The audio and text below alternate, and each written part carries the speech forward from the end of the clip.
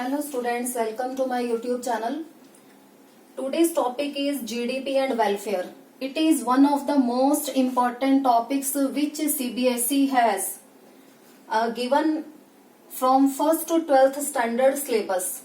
Either in initial stage you are studying in EVS, then in science or SS, and recently still we are studying in economics. So GDP and welfare is today's topic. We know that in this video we will clear either the real GDP is a true indicator of economic welfare or not. Let us clear the concept. Real GDP. Real GDP indicates increase in output in the economy. It means increase in the availability of goods and commodities. It means if the availability of goods and commodity is increasing in the economy, it is a true indicator of economic welfare. Then if goods and commodities are increasing, it means the level of employment is also increasing. And if level of employment is increasing, then the level of income is increasing. And if income level is increasing, it will increase the standard of living. And if standard of living is increasing, it means there is economic welfare. Economic welfare is promoting in the economy. So these are some indicators through which we can say that real GDP is the true indicator of economic welfare. But actually, we have to see either the benefits are reaching to the bottom of the people, to the people. Either peoples are beneficial equally or not. So the concept has some limitations. So let us read the limitations. We will discuss the limitations. Either GDP is a true indicator of economic welfare or not, on the basis of number one. First limitation, distribution of income. We will see on the basis of distribution of income, either GDP is true indicator of economic welfare or not. Suppose that there are 100 people in a country and their income is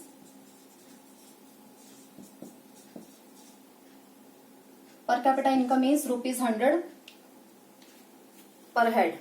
Then the income will be, total income is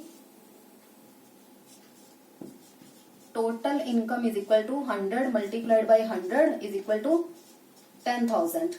Now suppose that in the economy, out of 100 people, 90 people they are losing their salary by 10 rupees.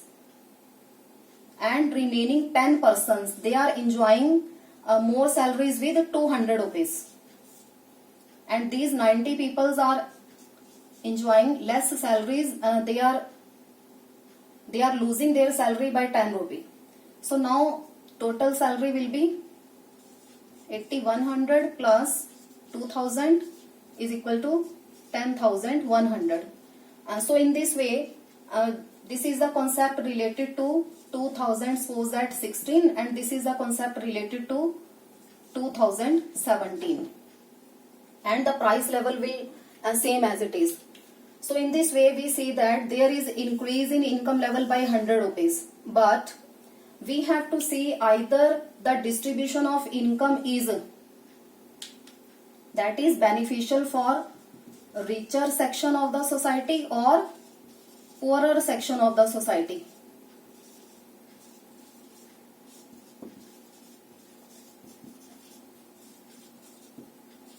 who is beneficial from such a distribution of income.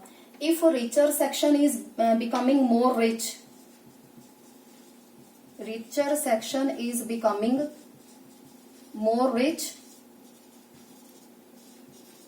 and poorer section is becoming more poor, it means the distribution of income is not equitable. So there must be equitable distribution of income between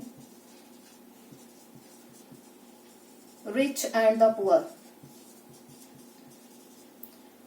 So such a type of indicators are not studying in the measurement of GDP. That must be taken into account. This was the first limitation of GDP and welfare. Secondly, number 2, number of population.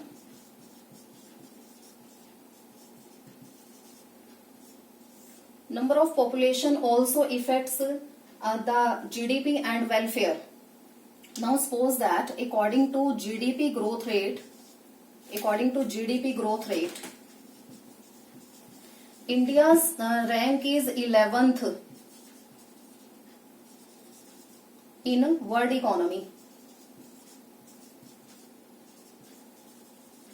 According to GDP growth rate, but in terms of per capita income, India is ranking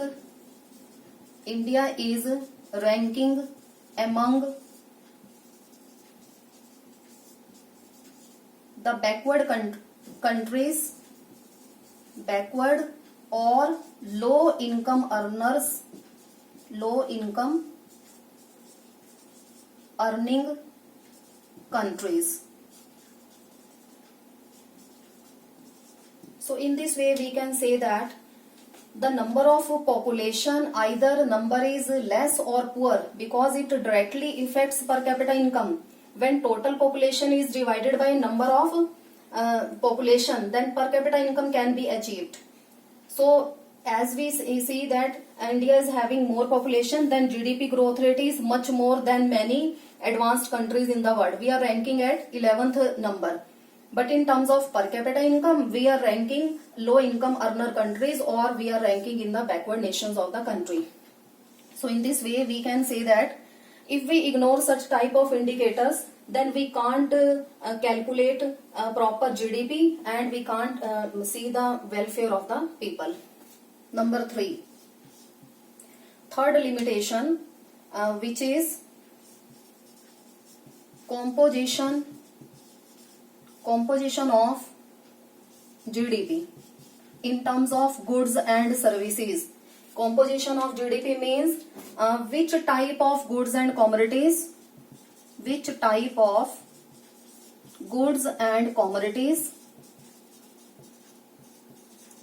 are producing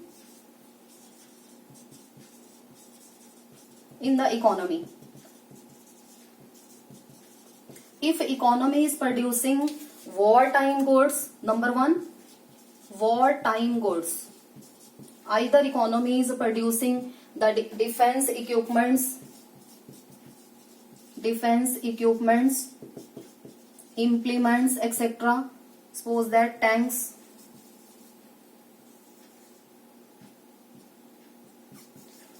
jet aeroplanes. It means although expenditure on defense, it will increase the peace in the country, although it will not be an indicator of true welfare. Number 2, either country is producing consumer goods or producer goods. Producer goods means capitalist goods, or country is producing luxuries. So in all these indicators, which type of goods and commodities country is producing? Either country is producing peacetime goods or wartime goods. These all are 3 peacetime goods. If country is producing peacetime goods more, then it will be a true indicator of economic welfare in the country. Number 4, non-economic transactions. Non-economic transactions. Non-economic transactions means although goods and commodities are producing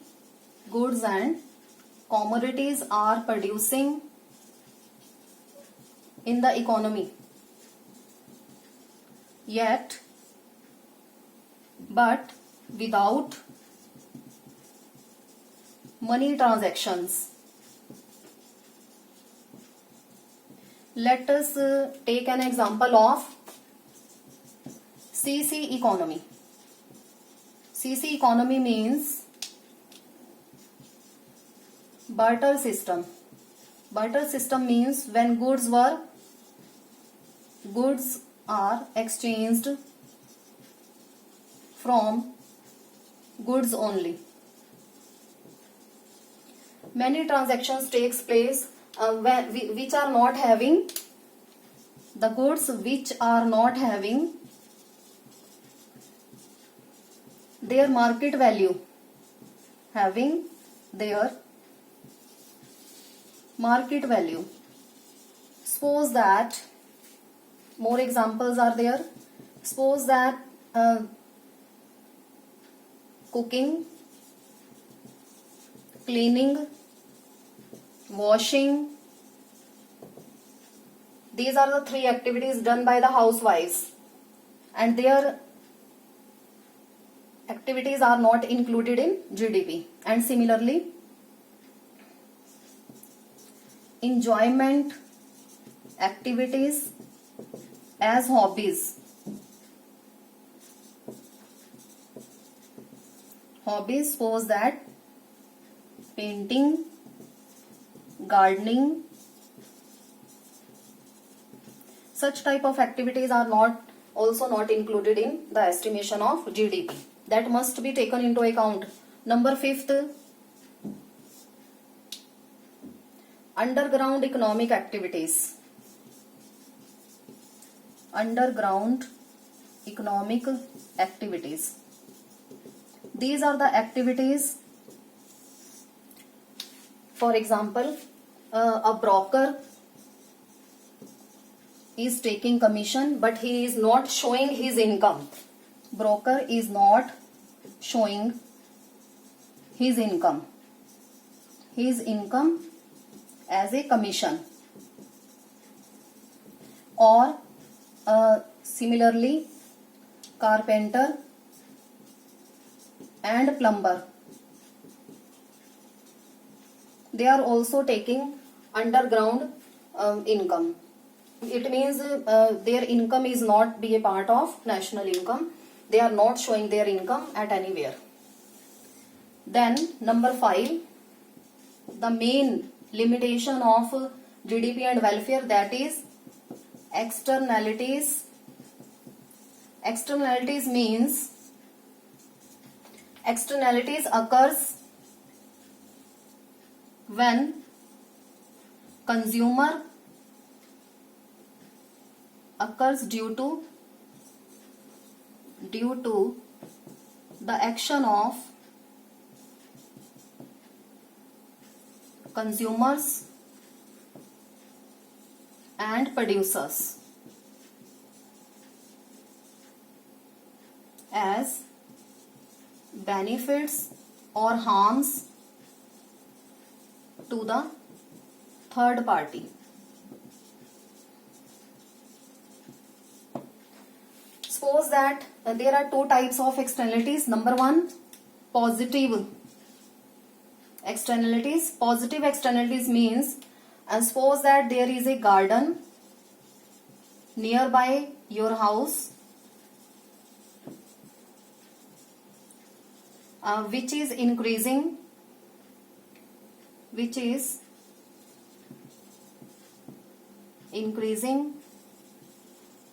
your health.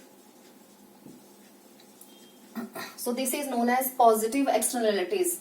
Similarly, negative externalities means there is a factory nearby your house which is producing smoke. It creates producing smoke and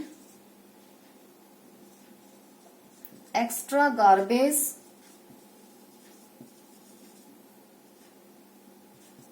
falling in rivers.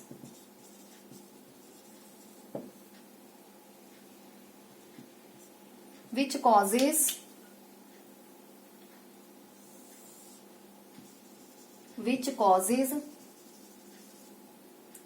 air, water and noise pollution. So such type of pollutions which are health hazards, air pollution, water pollution or noise pollution, that will not be taken into account when we estimate GDP. So this is real GDP, either real GDP, nominal GDP, that is not a true indicator of economic welfare. Now, what are the solution for this problem? Many economists says that if we are increasing the level of goods and services in the economy, it doesn't mean that the level of welfare is also increasing in the economy, because side by side we are causing poverty and pollution in the economy. Then many economists gives an alternative way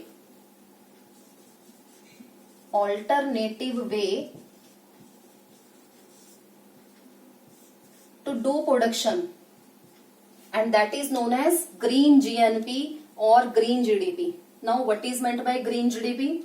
Green GDP may be defined as green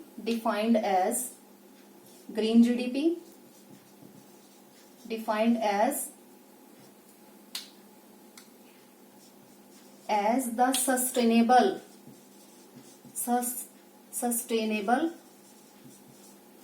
use of natural resources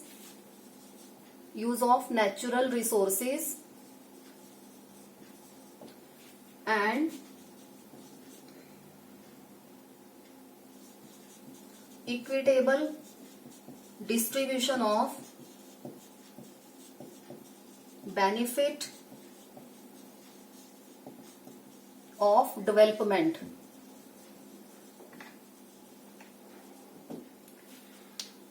So there are some characteristics of green GNP. Number 1, sustainable utilization of natural resources. Number 2, no environmental degradation. Number 3, promote economic welfare for a long period of time.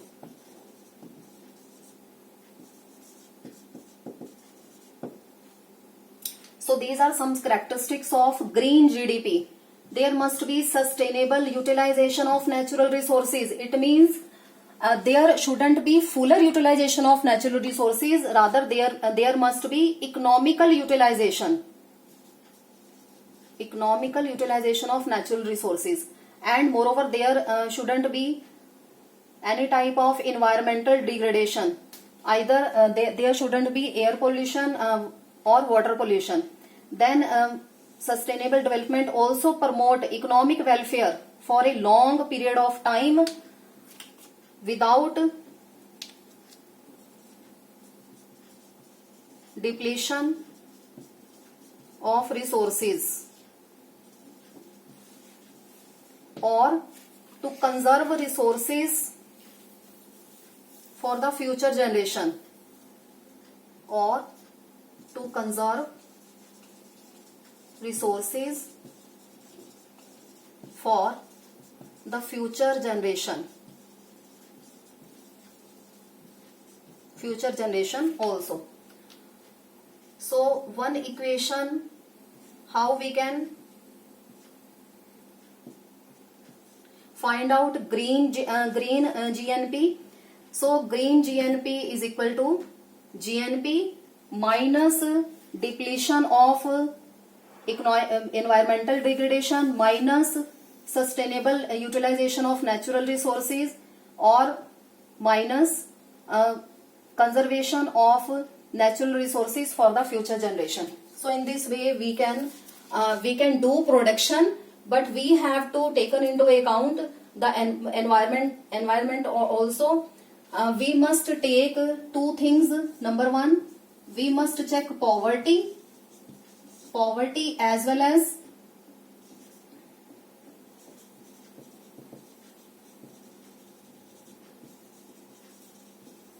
poverty and environmental degradation. If we are checking both the terms, then it means there is green GDP or green GNP in the economy.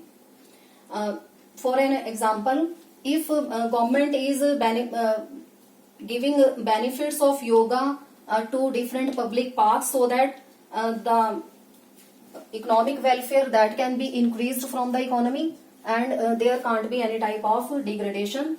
So in this way welfare can be increased in the economy. Thank you.